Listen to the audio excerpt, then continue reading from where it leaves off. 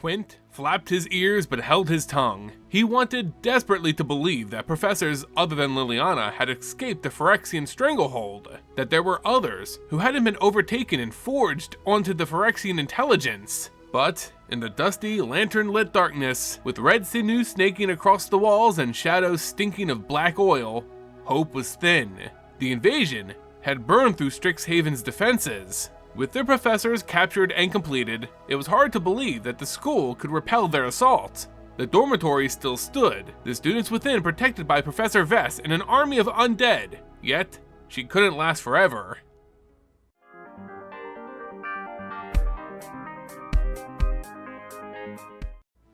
Hey everyone, and welcome back to the Ether Hub. I'm Simon, bringing you more Magic the Gathering lore. Today we continue the story of March of the Machine, taking a look across the multiverse at how various planes are dealing with the Phyrexian Invasion. Last time in the lore of MTG, which you can find linked on your screen right now or in the description below, we witnessed how the planes of Kaldheim, New Capenna, and Kaladesh had fared with the Phyrexian Invasion, and it wasn't pretty. Still, there was hope out there, as the struggle for survival rages on. Now we turn our attention to the prestigious magical school of Strixhaven, where one of its staff, Liliana Vess, hopes to save some of the multiverse's most talented young mages from completion. Remember, if you're enjoying the content, please consider supporting it by leaving it a like, becoming a subscriber or member of the channel, and of course, sharing it with friends. Now let's get into Chapter 5 of March of the Machine lore with Arcavios, A Radiant Heart, written by Emily Tang. A handful of law students walk down the dusty tunnels beneath the magic school Strixhaven in search of a way into the university's Biblioplex. Quintorius, a Luxodon student in the red and white aligned College of Lorehold, raised his lantern to illuminate the walls, revealing red sinew snaking across the rock. He was followed by Rutha, an orc of the red and blue aligned College Prismari, Dina, a dryad of the black and green aligned College of Witherbloom, Zimone, a human of the green and blue aligned College Quandrix, and Killian, another human but from the white and black aligned College of Silverquill. The Phyrexians had burned through Strixhaven's defenses, capturing and completing their professors. The rest of the students were in the dormitories, protected by Professor Vess and a horde of undead. But she had sent them, these students, to find an Invocation of the Founders, a spell that could slow the Phyrexian invasion. When the invasion tree's branches reached down from the portals in the sky, they caved in many tunnels, and the students were slowed by debris. Behind the blockage caused by the branches and crumbling rock, Quint spotted a statue depicting one of Strixhaven's early professors. Quint traced white gold sigils in the air, conjuring and regenerating, creating a whirlwind of pebbles that started to glow white, indicating that the professor's spirit was incorporated into the statue. The statue introduced themselves as Dean Heron, the second of, but the ghost was interrupted by the anxious students wanting to know where they were. The dean scoffed, informing them that they were directly underneath the Biblioplex. The students look uneasily at the invasion tree, its branches plated in carapace and pulsating with a nauseating warmth. They would have to climb up and through the hole it had broken through if they wanted to reach their destination. Quint wished he had his expedition gear as the other students grabbed his coat, pulling him out of the hole and away from the repulsive tree. They looked around to see the Biblioplex's ceiling replaced with red portals, the invasion tree's branches and red sinew spilling out from the sky. They wrapped around columns and furnishings, seeming to drink in everything grand about the center of learning and spitting out black oil and more tendrils. The air was thick, and Quint could see a dancing blue light, like a mote, through the red Phyrexian glow. Without thinking, he reached for the blue light, and was surprised as it seemed to melt into his skin.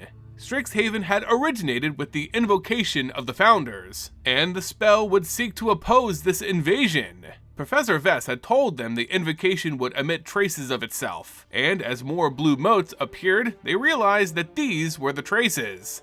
The Biblioplex seemed deserted, but the invasion tree hummed as they walked along the aisles of books covered in sinew, dissuading them from talking.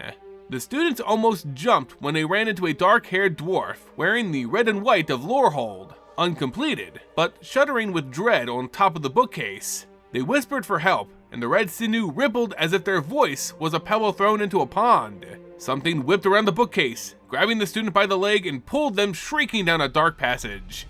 Quint glimpsed a figure covered in steel feathers. It had razored talons and a web of metal filaments where a tongue and beak should have been. It was Dean Shaley of Silverquill, now completed. He couldn't stop himself from shouting, and the sinew rippled again as Rutha slapped her hand over his mouth. Dean Shaley's head swiveled around and the students ran without another word. But now, the Biblioplex howled. Magic flashed as Dina flung patches of slick moss behind them. Killian lashed ink at their pursuer's limbs. Rutha threw ice spikes and fiery blasts. Dean Shaley was overhead, then diving, hooking her talons into Killian's collar. The other students tried to grab his leg as he was being lifted off the ground, the web of the bird's mouth covering his head, trying to creep beneath his eyelids. The completed Dean asked where Killian's father was as the students thrashed in her grip.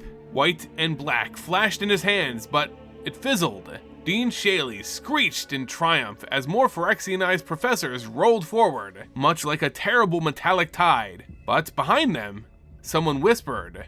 It was Killian's father and Dean of Silverquill College, Ambrose Liu, creating a whirl of fluttering black ink. Dean Shaley spat out Killian and attacked with the other Phyrexian professors. But as they leapt, Dean Liu's ink bubbled and melted their metal carapaces. Books flew open as the words and wisdom of 100,000 writers turned to darts and arrows at Ambrose's command. He told Killian and his friends to run, as ink lashed at them, flinging them in a hole created in the whirlwind of black. They were dumped several aisles away, and Dina had to stop Killian from going back to help his father. Though it hurt Killian, it was more important to find the invocation than to throw their lives away helping Ambrose. Simone explained to him that Dean Ambrose was giving them the time that they needed, and he wouldn't sacrifice himself if he didn't believe Killian would succeed. Begrudgingly, Killian marched forward with the group, though there were wisps of white magic flitting from his fingers towards the swirl of black ink, words to strengthen and support his father. Though Dean Ambrose was distracting many of the professors that had fallen to Phyrexia, the Biblioplex whispered with the slither of metal against stone. They found themselves in an unfamiliar part of the Biblioplex now, where the aisles were narrow and cobwebs dripped with black oil. A bookcase trembled, and the students had to split up to hide. Quint and Dina on one side of the shelves, Rutha and Killian pulling Simone back by the shoulders onto the other. A scythe-limbed professor slunk its twisted body in their direction, and Quint cast a spell faster than he ever had accomplished before, conjuring the spirit from another statue depicting a past Dean. The spirit fiercely smiled at Quint for a brief moment, then yelled to get the Phyrexian professor's attention. It spun and skittered towards the spirit, who was now smashing every carapace within reach. The students exchanged glances of relief, then slipped away deeper into the Biblioplex, following the traces of that flickering blue light. The red Phyrexian murk seemed to lift just as they started to feel fatigue. The aisles opened up, revealing a circular platform free of sinew, surrounded by a moat. Rutha crystallized the moat's water into an icy bridge, and as the students dashed across, they were enveloped in the warm glow of what must be the invocation they were searching for. It wasn't just light, but a prismatic confusion of letters, words, and sentences bubbling to the surface, then sinking below and reforming. Quint leaned forward trying to make out the individual words, and a shining tendril coiled around his wrist. It was alive, holding the power of Strixhaven's 5 elder dragons, melded together to construct the skull and protect it from harm.